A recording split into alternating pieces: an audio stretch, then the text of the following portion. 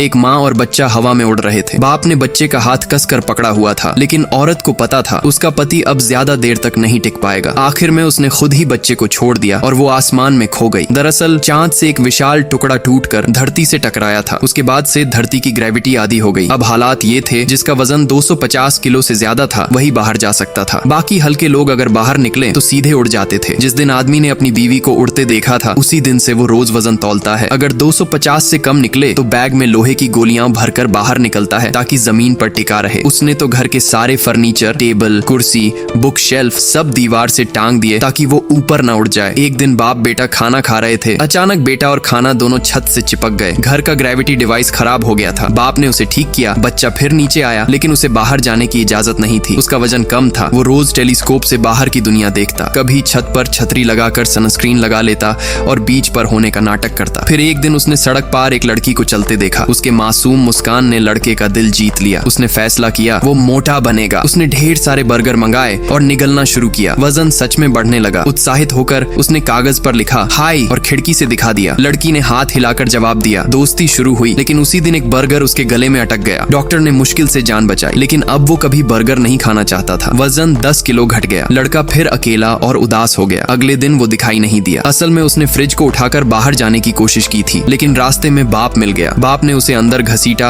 और सारे भारी सामान छुपा दिए। 20 साल पहले उसने अपनी बीवी को उड़ते हुए खो दिया था। वो अपने बेटे के साथ ये हादसा दोबारा नहीं होने देना चाहता था, पर देर रात उसने चुपके से एक ग्रेविटी शूज बना डाले। सुबह लड़के ने जब उसे पहना, बैग में लोहे की गोलियां डाली और जिंदगी में पहली बार घर से बाहर कदम रखा। वो हिम्मत करके लड़की की तरफ बढ़ा, एक गहरी सांस ली और फिर अपने जूते का ग्रेविटी स्विच बंद कर दिया। अगले ही पल वो आसमान में उड़ गया। बाप घबरा गया, लेकिन तभी एक जोड़ी हाथों ने उसे थाम लिया। उसने आंखें खोली। वो लड़की थी और उसके चेहरे पर वही मुस्कान थी, लेकिन इस बार लड़के के चेहरे पर भी। दोस्तों, अगर आपको ऐसी दुनिया में रहने का मौका मिले तो आप किसके साथ रहना चाहोगे? प्लीज कमेंट में जरूर बताना।